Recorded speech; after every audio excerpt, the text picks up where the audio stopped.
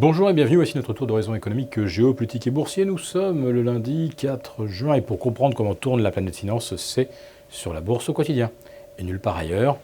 Et l'épisode du jour s'intitulera « L'Italie d'une faiblesse invulnérable ». Et oui, l'Italie, c'est une croissance inférieure de 1 point à la moyenne européenne, c'est un taux de chômage de 33% chez les jeunes, c'est des banques qui portent plus de 200 millions de créances douteuses, en fait, comprendre, irrecouvrables. Et surtout, l'Italie, c'est 427 milliards de soldes négatifs dans Target 2. En fait, Target 2, c'est le mécanisme de compensation des échanges entre les pays européens. Et l'Italie doit 427 milliards, essentiellement à l'Allemagne. D'ailleurs, ces 427 milliards correspondent aux pertes de compétitivité, aux besoins de financement de l'Italie, quand en face, l'Allemagne et les pays du Nord dégagent, eux, des excédents commerciaux et budgétaires. Alors, vous connaissez tous l'adage, quand vous devez 1 000 € à votre banquier, vous n'en dormez pas. Quand vous devez 10 milliards à votre banquier, c'est lui qui ne dort pas. Et avec 427 milliards, on peut penser que Bruxelles et la BCE doivent dormir d'un sommeil un petit peu troublé.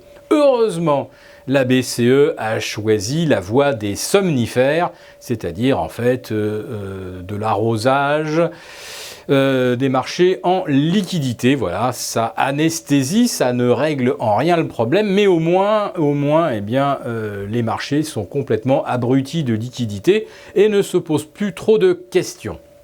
Donc on n'a jamais rien résolu en Europe, ça n'a pas empêché les marchés de progresser jusqu'au moment où ils ne progressent plus. Aux États-Unis, on commence à voir le secteur industriel tirer un petit peu la langue. Regardez le Dow Jones depuis le début de l'année, il est à peine à l'équilibre, alors que le Nasdaq, lui, caracole à plus de 10%. La semaine dernière, c'était encore plus flagrant.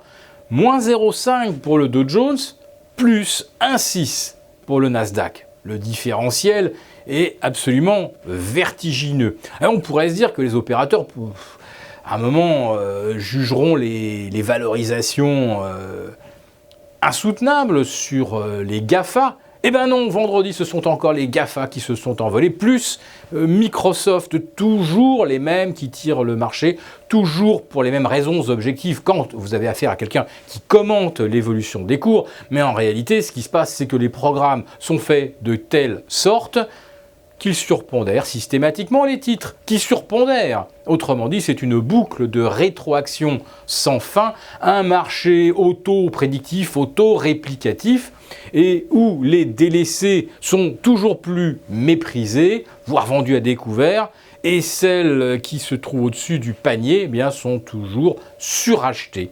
Voilà. Les mêmes mauvais principes qui président à l'évolution de l'Europe, à l'évolution des marchés américains, ces mêmes mauvais principes sont toujours à l'œuvre en ce début du mois de juin. Un beau mois de juin pour l'instant, puisque à Wall Street, on est déjà à presque 2,5% de hausse pour le Nasdaq en l'espace de 48 heures. En Europe, on aligne 2 séances de hausse. Autrement dit, le sell in May and go away ne fonctionne absolument pas, alors que tous les dangers que l'on pouvait pressentir, dangers politiques, basculement en Espagne, basculement en Italie, des pays au bord du gouffre comme l'Argentine, comme la Turquie, où les banques européennes sont très présentes.